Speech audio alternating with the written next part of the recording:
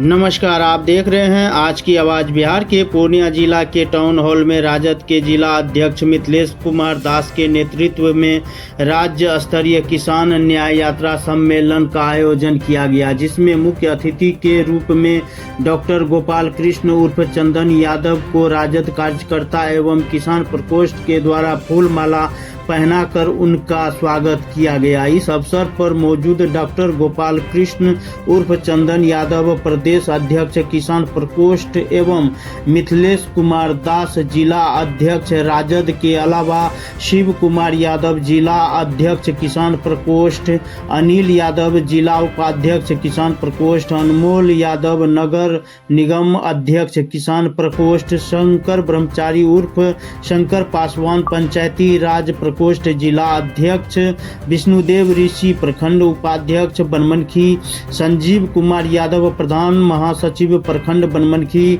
बम कुमार भारती नगर अध्यक्ष जानकी नगर, संजय यादव मंच संचालन, मुन्ना कुमार टुड्डू प्रखंड अध्यक्ष बनमनखी, मनीष कुमार समाज सेवी, रामचंद्र रविदास, सत्यनारायण राम, जोगिंदर राम, ओंकार चंद्र राणा, सोमलेश यादव, मनीष कुमार, विक्रम ऋषि प्रखंड सचिव आदि कार्यकर्ताओं की अहम भूमिका रही। आइए जानते हैं इस बैठक के उद्देश्य क्या कहते हैं।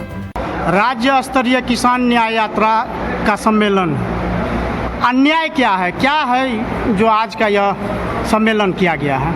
दोनों बात आपने बहुत अच्छा प्रश्न किया है और मैं इसी प्रश्न को आपके ऊपर फेंक देता हूँ। न्याय क्या हुआ किसानों के साथ? किसान न्याय यात्रा ही इस बात का परिचायक है कि लगातार किसानों की बदहाली के लिए राज्य और केंद्र सरकार की गलत नीति जवाबदेह जिम्मेदार है। लगातार घोषणाओं की सरकार रही है, लेकिन किसानों के हित में कोई फैसले इन्होंने किसान हित में, जिसमें किसान खुशहाल हो, किसान बदहाली के कगार से अलग हो, इसके लिए इन्होंने कोई फैसला नहीं। ये इसलिए नहीं लिया कि लगातार प्रधानमंत्री न केवल किसानों को गुमराह किया, न केवल देश के युवाओं को गुमराह किया, ये तो इनके सॉलिसिटर जनरल जो तुषार मेहता हैं, वो सर्वोच्च न्यायालय के सर्वोच्च चीफ जस्टिस को उन्होंने गुमराह किया। क्या गुमराह किया? इसने कहा कि अगर किसानों को एमएसपी का कानूनी दर्जा दे दिया जाएगा तो देश की आर्थिक स्थिति चरमरा जाएगी, देश का हालत खंडहर बन जाएगी। तो मैं पूछना चाहता हूँ प्रधानमंत्री जी, जब आप मुख्यमंत्री के रूप में थे, कभी कभी तो उन्हें शक होता है कि वो गुजरात वाले नरेंद्र मोदी जी दूसरा थे और देश का प्रधानमंत्री दूसरा आदमी बन गया है। ये हमको शक होता है, सबसे स्थिति में होते हैं। ये कहते थे कि किसानों की आय को दोगुनी किए बिना भारत विकसित भारत का कल्पना आप नहीं कर सकते। इन्होंने ही पत्र में बाकायदा किया है।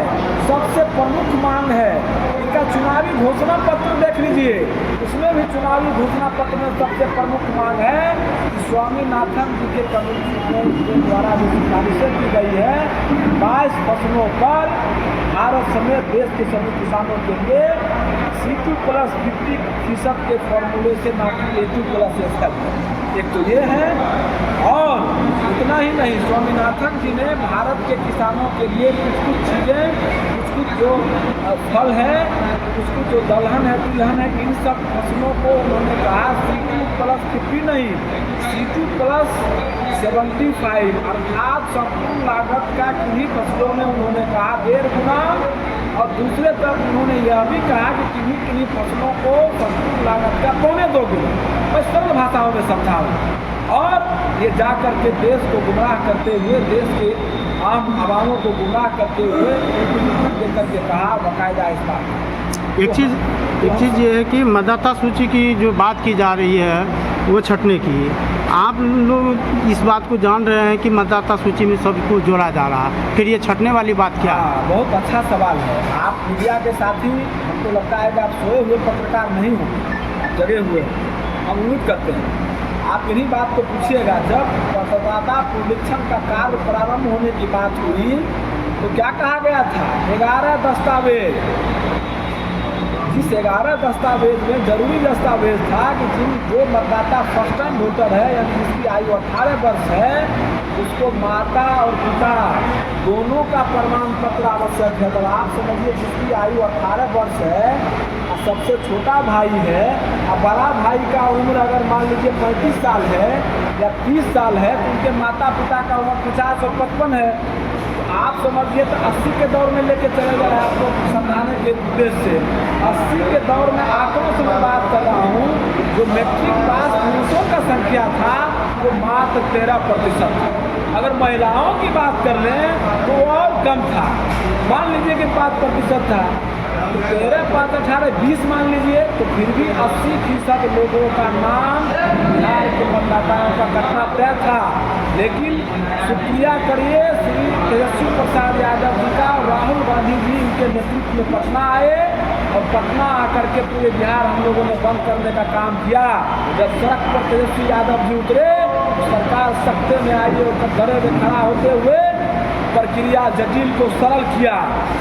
सरल करते हुए तब क्या किया, फिर एक नई बात को किया। आप लोगों के ही मीडिया के साथी रहे हैं, अधिक अंजुम सब लोगों का आप देखे हुए कि उन्होंने प्रमाण के साथ दिया है किस प्रकार से सारे लोग आ ही नहीं सकते हैं बिहार। आज कोरोना काल में नहीं आ पाए, ट्रेनों की संख्या बढ़ाने के पश्चात नहीं आ पाए, स्पेशल ट्रेनें चलाई गई। आज मतदाता पुनरीक्षण को कार्य का हम लोग पक्षधर हैं, ठीक है करिए, लेकिन इतना कम समय में क्यों, इसी चुनाव में क्यों? इसका मतलब है कि देश का जो आम चुनाव हुआ उस पर फर्जी मतदाता के आधार पर बन गए। तो अभी जो 65 लाख या सबसे अधिक मधुबनी जिला में नाम काटा गया है, वहीं से यात्रा हमारी निकल करके आपके पूर्णिया के धरती पर हम लोग पहुँचे हैं। तो ये जो मतदाता का नाम कटा तो उन जिलों में जो भाजपा का ही जीत हुआ है तो इतने लोग फर्जी लोग के आधार पर आप जीत गए थे, तो उसको तो तुरंत नैतिकता के तौर पर उस सांसद को इस्तीफा देकर के तुरंत चुनाव कराना चाहिए ना। अगर बिहार की ही बात कर लें, कहीं से ये लोगों को कोई जवाब हम लोगों के सवाल का है नहीं। और आप बताइए कोई एक वादा पूरा किया हो प्रधानमंत्री किसानों के हित में, बताइए। मैं आपसे पूछना चाहता हूँ, ये कहा था कि अन्याय क्या हुआ, न्याय क्या हुआ, बताइए। और कोई सवाल तो बताइए। MSP क्या कहेंगे इसमें? MSP मिनिमम सपोर्ट प्राइस, न्यूनतम समर्थन मूल्य संपूर्ण हमने तो MSP रेट नहीं मिल रहा है किसानों को, इस पर क्या कहेंगे? और लाखों के तादाद में जो है कि किसान अपना जान हत्या किया। बिहार के किसान बहादुर हैं। बिहार का किसान आत्महत्या नहीं संघर्ष करते हैं। मैं आपको बता रहा हूँ, ये किसान बीजेपी शासित राज्यों के किसान आत्महत्या करते हैं, बिहार के किसान बहादुर। हाँ, ये जरूर बात है, बिहार का किसान मजदूर बनने को पंजाब, मध्य प्रदेश, हरियाणा जैसे राज्य विवश जरूर है। इस व्यवस्था से बाहर निकालने के लिए किसान राष्ट्रीय जनता दल हम लोगों ने संकल्प लिया है आदरणीय नेता के निर्देशन में, तेजस्वी जी के निर्देशन में, कि हम लोग लगातार किसानों के हित को लेकर लड़ाई लड़ रहे हैं। और बापू सभागार में आदरणीय नेता प्रतिपक्ष बहुत बड़ी घोषणा करने जा रहे हैं बिहार के किसानों के हित में। जैसे कि मैं कुछ बता दूं, संपूर्ण बता दूं तो पता चले कि पूर्णिया से हम निकले भी नहीं, हमारे सारे मुद्दे को पर घोषणा हो गया सरकार के द्वारा। तो इसलिए मैं कुछ मुद्दों को बताता हूँ। जैसे आप जान लीजिए, किसान के कृषि उपकरण उपयोग में लाए जाने वाली जो सामग्री थे, ट्रैक्टर, हार्वेस्टर, कल्टीवेटर, पंपी सेट, इन सब तमाम सामग्रियों पर, उपकरणों पर वर्ष 2013 की सरकार इसलिए की जो लालू जी के आशीर्वाद से था, GST का दर 0% था। और अभी GST का दर क्या प्रतिशत है? अब तो यहाँ खाने पीने की वस्तु गरीबों के आटा तक में GST है। लेकिन GST में एक जो बड़ा चीज़ नहीं है वो क्या है, पत्रकार बंधु मालूम नहीं होगा आपको या ध्यान में नहीं होगा, डीजल। डीजल GST के दायरे से क्यों बाहर है? क्या मतलब है भाई?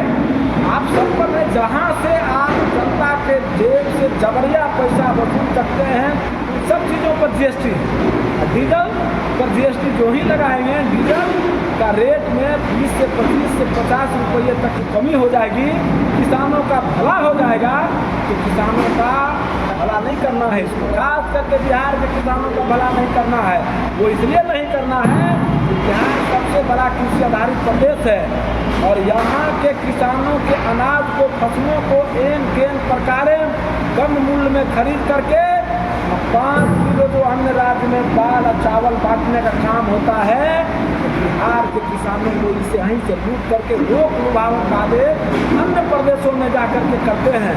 जो केंद्र शासित राज्य है, जो बाजार के लोग हैं, अदानी अंबानी के कर्ज को माफ़ करने में इनको सेकेंड का वक्त नहीं लगता है, लेकिन बिहार जैसे अन्य प्रदेशों के किसानों के कर्ज को माफ़ करने में इनको दिक्कत है। क्या परिचय हो?